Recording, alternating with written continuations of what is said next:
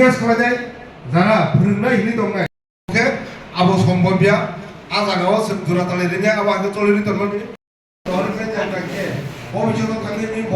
अतरननि बिदि फोरोंनानै खराब जातिजानि बागै एमन कोनो कथिन जों सब समय थांमानि बनुकिया फागिरमानि नुगो आ जागा जों दरनो देखासा उगो मा होनो सेलुट क्लास आलादा आलादा बिनि पास खनम ঘুমোতে এখনো বার আছে সমস্ত ডিস্ট্রিক্টে একদিনের এই কর্মশালা আমরা করে ফেলেছি আসল উদ্দেশ্যটা কি তামনি বাগিচি মাখলাই উদ্দেশ্যটা একটাই ইদানিংকালে আমরা লক্ষ্য করেছি সবার জন্য আমি এই কথা বলছি না ইদানিংকালে আমরা লক্ষ্য করেছি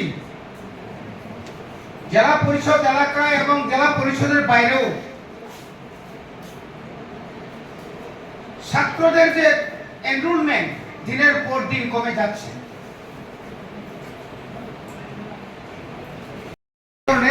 রিক্রুটমেন্ট আমরা করতে পারি না ন্যাশনাল এডুকেশন পলিসিতে এবং যেহেতু শিক্ষক এজ এ টিচার যে এখন যে কোয়ালিটি এডুকেশন দেওয়ার মতো সেই ধরনের শিক্ষক নিয়োগ করা অবশ্যই দরকার আমি আমার লাইনে আছি আমি শিক্ষক হতে পারবো না আপনি আপনার কাজ হচ্ছে উকালতি করা আপনি এলএলবি আপনাকে আমি যদি শিক্ষকতার জন্য নিয়ে আসেন আপনার কিন্তু মন বসবে না চেঙ্গারা ফ্রেন্ড মেয়া কম্পিউটার সায়েন্স দিক নন হঠাৎ করে তু বাংলা এবং কলেজে থানা নাই গণি বাগে যে রিক্রুটমেন্ট যে সিস্টেমেটিক তাবো যদি নরকম যদি ঠিক মতো খেয়াকায় আপনার যদি শিক্ষকরা শিক্ষিকারা যদি সঠিকভাবে পড়াশোনা না করান এনরোলমেন্ট যখন কমে যাবে 1633টা থেকে এখন 1624 থেকে আরো 1000 কমবে 1000 থেকে আরো কমবে বাবারে স্কুল আর বাড়বে না আরো কমবে আমার ছেলে আমার মেয়ে যখন বিএড পাস করে টেট পরীক্ষা পাস করবে চাকরি দিতে পারবে না স্কুল কোথায় স্কুল তো আমাদের সব শেষ করে আমরা দিয়েছি সময় মতো আমরা স্কুলে যাই না তাড়াহুড়া করে চলে আসে অনেক সুকোষ নোটিশ অনেক দিয়েছি সাসপেনশন করেছি এইভাবে যদি করতে থাকে এইভাবে যদি হয় তাহলে তো আমরা যে শিক্ষক সমাজের আমরা সবচেয়ে উচ্চ স্তরে আমরা আছি আমাদের সেদিন কালের শিক্ষকদের দেখলেই আমরা যেখানে পাই সেখানে আমরা নমস্কার করি স্যার নমস্কার স্যার নমস্কার হাতে দু হাত তুলে নয় আমি এমএলএ ছিলাম তারপর আমার শিক্ষককে আমি দুটো পায়ে আমার হাত দিয়ে আমি নমস্কার করি এই ধরনের ছাত্র আছে কিনা এখন যেখানে ক্লাইমান পরিবারে এই যে শিক্ষা এমন একটা জিনিস অতুলনীয় কোন তুলনা করে পরিবারে তিনবারও আমরা অনেক চিন্তা করছি আমরা কি করে এই স্কুলগুলোকে আমরা রক্ষা করি টিচার রিক্রুটমেন্ট করবো না এমন কথা নয়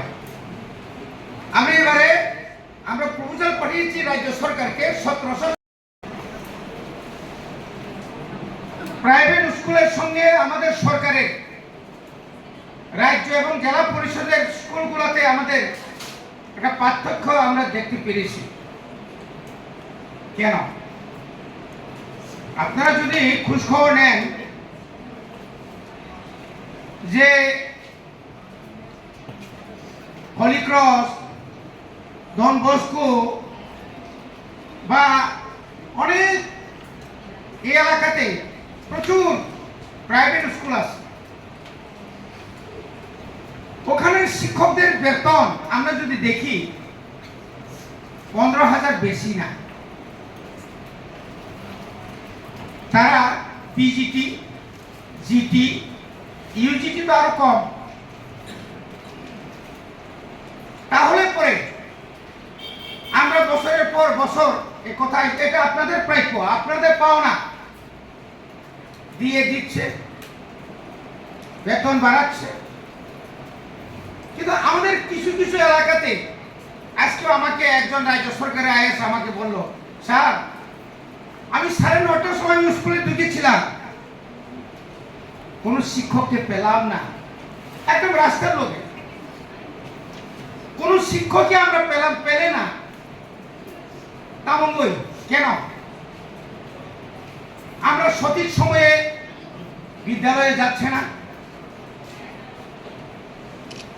আমরা টিচাররা যারা ইনচার্জ আছেন বা টিচাররা আছেন, আমাদের যে অভিভাবক, ছাত্রদের অভিভাবকদের সঙ্গে আমাদের যে সম্পর্ক থাকার কথা, কোথাও না কোথাও কোনো গ্যাপ থাকতে পারে। তমই মানব পরিবাদিনও চিনি যে এই যে এনরোলমেন্ট কমিটি মানে তার মধ্যে দীর্ঘ বছর সরকার যাচ্ছে, সরকার নতুন করে আসছে, আবার যাচ্ছে, কিন্তু রিক্রুটমেন্ট ঠিক মতো হচ্ছে না। এখন